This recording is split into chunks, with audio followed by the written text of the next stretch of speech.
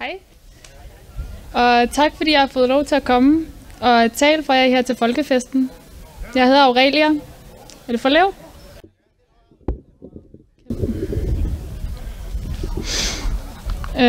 Ja, er det bedre? Det er ofte, vi taler om problemerne, vi står overfor i dag. Og de er mange og store. Men jeg vil gerne tale om noget andet. Jeg vil gerne tale om, hvordan jeg tror, vi vinder den kamp, som jeg ved, mange af jer her har kæmpet i mange år.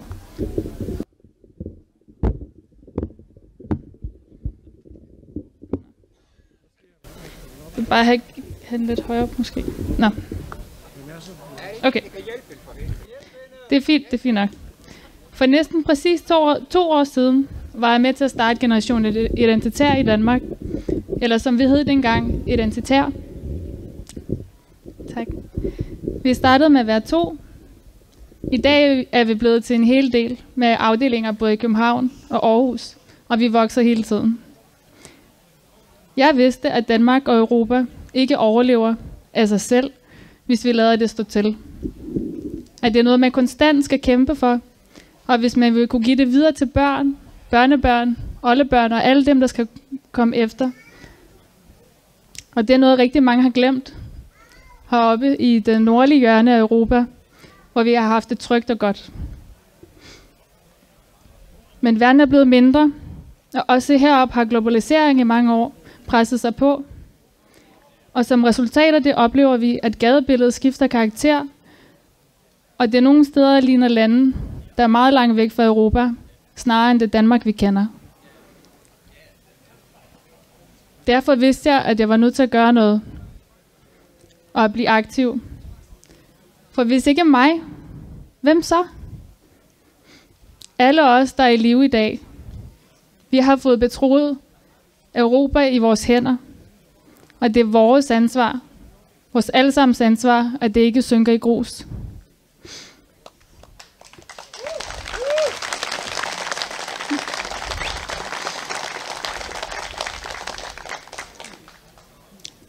Allerede dengang var der flere gode organisationer og politiske partier, som gjorde og stadig gør et rigtig godt stykke arbejde.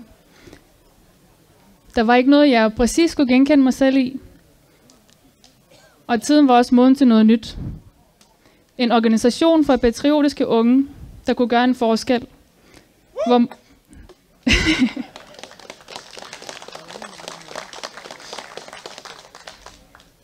Hvor modige unge kunne samles i et stærkt fællesskab, stille sig op med åbent ansigt og gøre krav på deres egen fremtid og inspirere andre til at gøre det samme. Selvom der fandtes noget patriotisk aktivisme, så var det i overvejende grad en form, man havde overladt til venstrefløjen. Vi vil gerne vise, at vi som patrioter kunne lave aktivisme, der var opfindsom, som så godt ud, som kunne anvende humor og som kunne udfordre magten. Det viste sig, at der var plads til en organisation som vores. Aktivismen er det blod, der banker i vores årer. Det er igennem den, vi forsøger at fortælle folk om, hvad der sker i deres eget land, og vise dem, at man bør gøre noget, og ikke mindst, at man kan gøre noget.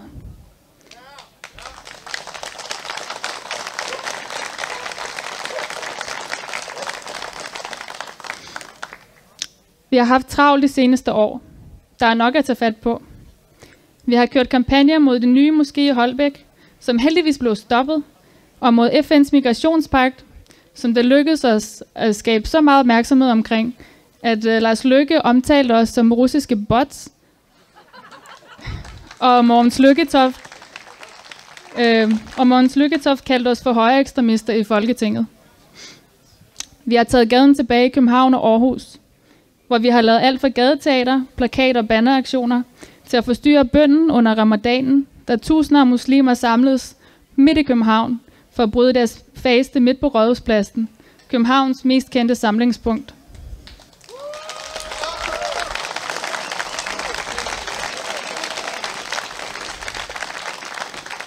Og skud ud til Laurits, som I hørte lige før, som var ham, der talte i megafonen. Vi har haft forsider på de store dagblade, været i radio og tv. Igennem vores aktivisme har vi tilkæmpet os taletid i medierne, og haft mulighed for at tale om emner som befolkningsudskiftning og de etnokulturelle aspekter i dansk og europæisk identitet Emner, som man normalt ikke hørte så meget om dengang, men som nu er blevet en del af debatten, og noget man i hvert fald skal forholde sig til i dag, selvom man er uenig med os. Det er godt, men det er langt fra nok. Der skal meget mere til, og derfor vi fortsætter utrætteligt. For der er meget på spil. Som identitære kæmper vi ikke bare imod masseindvandring og islamisering, men vi kæmper for noget. At vi i Europa har lavet vores land oversvømme af migranter, der søger lykken her, uden at tænke på, at vi har noget at bevare, noget at passe på, er kun et symptom på det egentlige problem. At vi har glemt, hvem vi er, og det potentiale, der bor i os. Det var os, der byggede et Europa med en stor og smuk og grusom historie igennem tusindvis af år. Vi forsvarede Europa mod invaderende kræfter mange gange, og vi byggede katedraler, skrev forfatninger og love. Vi opfandt demokratiet og genopfandt det. Vi forfattede stor litteratur, skrev stor musik, dyrkede jorden, startede slægter, kongehus og meget andet. Det er det vi, som vi, der står her, er en del af. Det er det vi, der strækker sig langt tilbage i tiden, og som vi kæmper for skal strække sig endnu længere ud i fremtiden.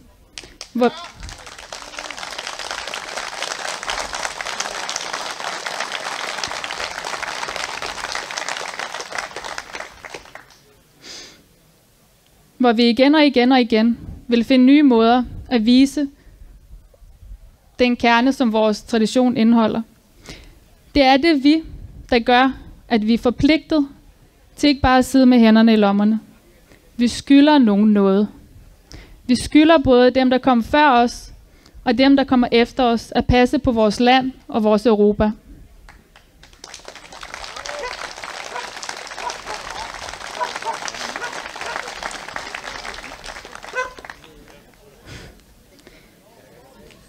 Alt det glemmes let i en åndløs tid, hvor samfundet styres af hensynet til økonomisk vækst. Og de fleste af os bruger vores tid på, hvordan vi kan have det mest komfortabelt her og nu. Uden hensyn til hverken fortid eller fremtid. Hvor identitet er noget, man køber i en butik. Eller måske bare opfinder, I mangler bedre. Og alligevel sidder tilbage med en følelse af tomhed, fordi vi ved godt, at det er falsk. Men i Generation Identitær har vi ikke glemt, hvem vi er, og det er derfor, vi kæmper. Fordi vi ved, at der er mere end et tomt forbrugssamfund. Der er et helt Europa med en mangfoldighed af de største kulturer, verden har set. Af folk, af tradition. Vi har så rigeligt af den slags selv, at vi ikke behøver at importere det fra den tredje verden.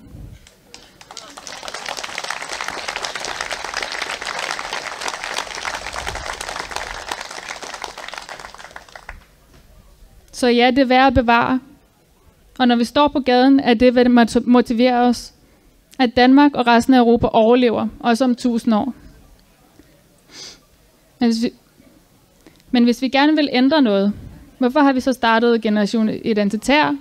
Hvorfor ikke et politisk parti, eller gået ind i et af dem, der eksisterede? Politiske partier er fine, endda nødvendige. Derfor er det vigtigt, at de eksisterer, og vi har stor respekt for alle dem, der gør det store arbejde, der skal til der. Men som det seneste valg også har vist, så skal der mere til en stemmer, for man kan hurtigt miste det, man har tilkæmpet sig i stemmeboksene. Det vi tror på er det vigtigste, er kulturen. I alt for mange år har der været en kultur i Danmark, der har gjort det svært at være patriotisk. Folk kan godt stemme på et patriotisk orienteret parti, når de ikke har andet valg, og problemerne tårner sig op. Men så snart de kan bilde sig selv ind, og det går bedre, så vender de tilbage til de partier, de føler er mere appetitlige. Dem, de kan sige, de stemmer på arbejdet eller til familiemiddagen, uden at blive sit skæv til. Jo, det er kulturen, der gør, at folk tager de langsigtede beslutninger og vælger at gøre det patriotiske. Ikke bare når migranter vader rundt på motorvejene, men også når presset på vores grænser er blevet mindre synligt. Lige nu har vi måske nok mange danskere, der er kritiske over for masseindvandring. Men en god og sund patriotisk kultur, det har vi endnu ikke bygget her i vores land. Det viser det seneste valg.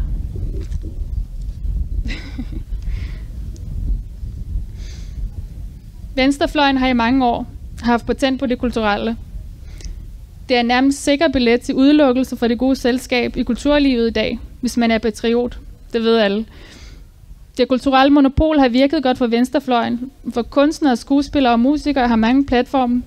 De bliver inviteret til tv- og radioprogrammer, hvor de uden i øvrigt at have forstand på det, kan sidde og fortælle om masseindvandringens velsignelser og meget andet.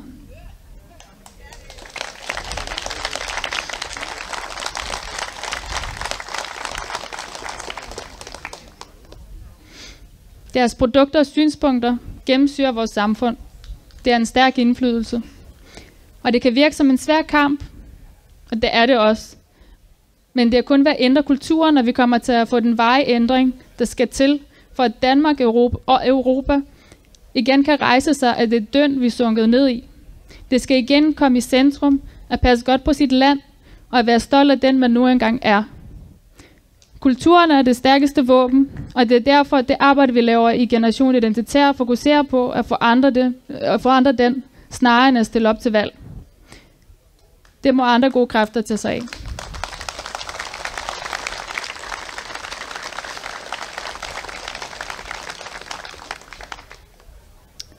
Når man stiller sig op som patriot, er det ikke gratis. Det er der mange af dem, der er her i dag, der i den grad kan vidne om. Mange vil lukke munden på en, når man taler magten imod. Mange af os har naturligvis oplevet at få lukket vores Facebook-sider og den slags, som kan være frustrerende nok, men så er det heller ikke værre. For der er vel næppe nogen, der alligevel havde forestillet sig, at vi skulle sikre Europas fremtid ved at skrive et Facebook-opslag. Nogle gange bliver vi angrebet af voldelige politiske modstandere, og så kan vi også blive udsat for statslig repression, som flere af talerne, som skulle have været her i dag, kan bevidne. Det er desværre forventeligt, for det er de ting, som vi siger, der er de farligste for magthaverne. Når venstrefløjen laver et slogan, så passer det så perfekt ind i markedssamfundet, at det ikke går en uge, før man kan købe det tryk på en t-shirt i Hennes & Mauritz. Der er det lidt sværere, når vi siger, byg for et Europa, eller remigration nu. Jeg har i hvert fald endnu ikke set H&M forsøge at slå mønt på den slags endnu.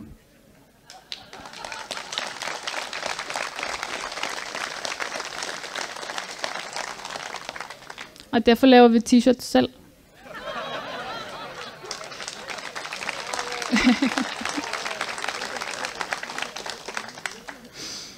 Det vi står for er et ægte oprør, der ikke kan opsluges og markedsføres. Mens politikerne bevæger sig længere og længere væk fra det folk, de skal repræsentere, så er det os, der er samlet her i dag, og mange andre, der siger de ubekvemme sandheder. Uanset hvad de lukker af konti på sociale medier, uanset hvad de gør, så finder vi en vej. For patrioter kan ikke stoppes.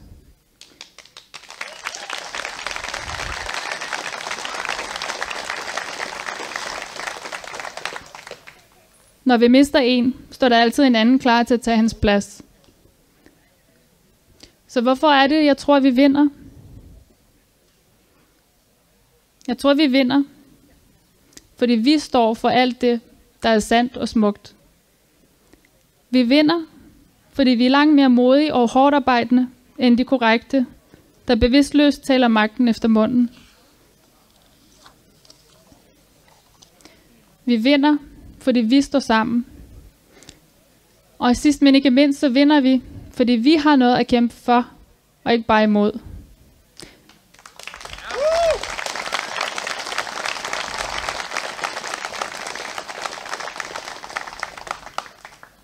Alt det, som vores forfædre gav os.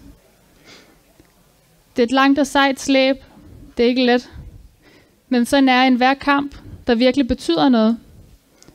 Det er også noget, der kræver en indsats for os alle sammen. Også for dig. Så hvad kan du gøre? For det første må du aldrig give op. Den, der tror, at kampen er uvindelig, har tabt på forhånd. Der er mange her, der har kæmpet i årtier allerede, og de fortsætter stadig. Lad dem være jeres inspiration. Du skal blive aktiv. Tiden er inde til, at du gør noget. Meld dig ind i en af de eksisterende foreninger eller et politisk parti og kom i gang med aktivisme eller politisk arbejde. Verden ændres ikke af sure opslag på Facebook.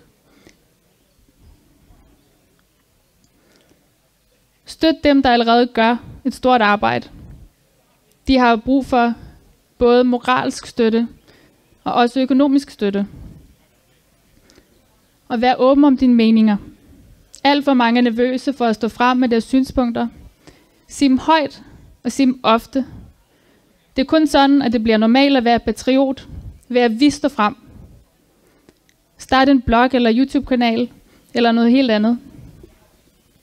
Og husk, at det i dag er meget lettere at stå frem, end det har været for en stor del af de veteraner, der er her i dag, hvor mange har betalt en meget høj pris for at stå ved deres meninger.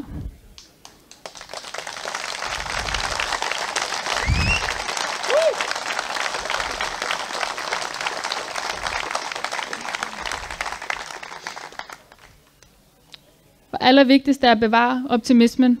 Husk, hvorfor vi kæmper, og hvorfor det er det værd. Og til sidst vil jeg bare minde jer om én ting. Patrioter kan ikke stoppes.